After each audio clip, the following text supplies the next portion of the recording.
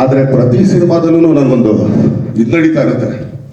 ಈಗ ಕುರುಕ್ಷೇತ್ರ ಮಾಡಬೇಕಾದ್ರೆ ಆ ಶಕುನಿ ಕ್ಯಾರೆಕ್ಟರ್ ಅಂದರೆ ಒಂದು ಒಳಗಡೆ ಒಬ್ಬ ಎಲ್ಲೋ ಒಂದು ಸಣ್ಣ ಕಲಾವಿದ, ಅಯ್ಯೋ ಇದು ನನಗೆ ಸಿಕ್ಕಿದ್ರೆ ಅಂದ್ಕೊಂಡು ಎಲ್ಲಿ ಕಚ್ಕೊಂಡು ಮಾತಾಡ್ತೀವಿ ಗೊತ್ತಾ, ಆ ಥರ. ಅದಾದಮೇಲೆ ರಾಬರ್ಟಲ್ಲಿ ನಮ್ಮ ಶಿವರಾಜ್ ಕೇರ್ಪೇಡ್ ಅವ್ರು ಮಾಡಿದ್ರು ಆ ಬಾಬಿ ಕ್ಯಾರೆಕ್ಟರ್.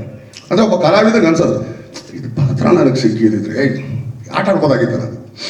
ಈ ಸಿನಿಮಾದಲ್ಲಿ ನಿಜವಾಗ್ಲೂ ಹೊಟ್ಟೆ ಉರಿ ಪಡ್ಕೊಂಡು ಅವ್ರು ಮಾಡ್ಬೇಕಾರಲ್ಲ ಸುಮ್ಮನೆ ಕೂತ್ಕೊಂಡು ಅಯ್ಯಯ್ಯೋ ಅಯ್ಯಯ್ಯೋ ಅಂತ ಈಚೆ ಗೊತ್ತಾ ಇದ್ದು ಬೇರೆದವ್ರು ಸರ್ ಕ್ಯಾರೆಕ್ಟರ್ ನೋಡಿ ಪಕ್ಕದಲ್ಲೇ ಇರ್ತಾ ಇದೆ, ಆದರೂ ಹೊಟ್ಟೆ ಎಲ್ಲ ಹೊಡ್ಕೋತಾ ಇದೆ, ಇದು ನನಗೆ ಸಿಕ್ಕಿದ್ರೆ ಅಂತ.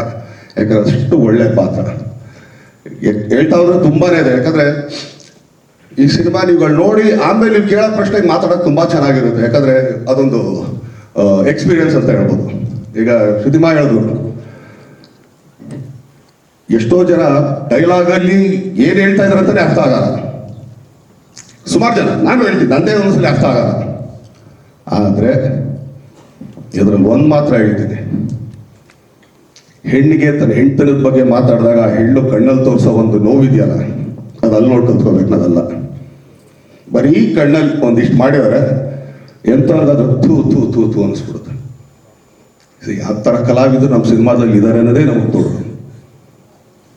ಈಗ ರೋಹಿತ್ ಆಗ್ಬೋದು, ನ್ಯಾಷನಲ್ ಅವಾರ್ಡ್ ವಿನ್ನರು. ಆತ ಅವ್ನು ಆ್ಯಕ್ಚುಲಿ ಒಂದ್ಸಲಿ ಕೇಳ್ಬೇಡ ಸರ್, ಒಂದ್ಸಲಿ ಅವಾರ್ಡ್ ತಂದು ಕೊಡಿ ಸರ್, ನೋಡ್ಬೇಕು ಹೆಂಗಿರುತ್ತೆ ಅವಾರ್ಡ್ ಅಂತ. ಯಾಕಂದ್ರೆ ಬರೀ ಸ್ಟೇಟ್ ಅವಾರ್ಡ್ ಅವ್ರಿಗೆ ಇರೋದು, ನಾನು ನ್ಯಾಷನಲ್ಗೆಲ್ಲ ಹೋಗೋದೇ ಇಲ್ಲ. ಸೊ ಕೇಳ್ಬೇಡ ಒಂದ್ಸಲಿ ತೋರಿಸಿ ಸರ್ ತಂದು, ಪಾಪ ಅವ್ರು ಮೈಸೂರಿಂದ ಎತ್ಕೊಂಬಂದು ತೋರಿಸೋದು. ಸೊ ಅಷ್ಟೊಳ್ಳೆ ಅದ್ಭುತವಾದ ಕಲಾವಿದರು, ಅವ್ರ ಜೊತೆ ಕೆಲಸ ಮಾಡಿ ನಮ್ಗೊಂದಿದ್ದು ಪುಣ್ಯ.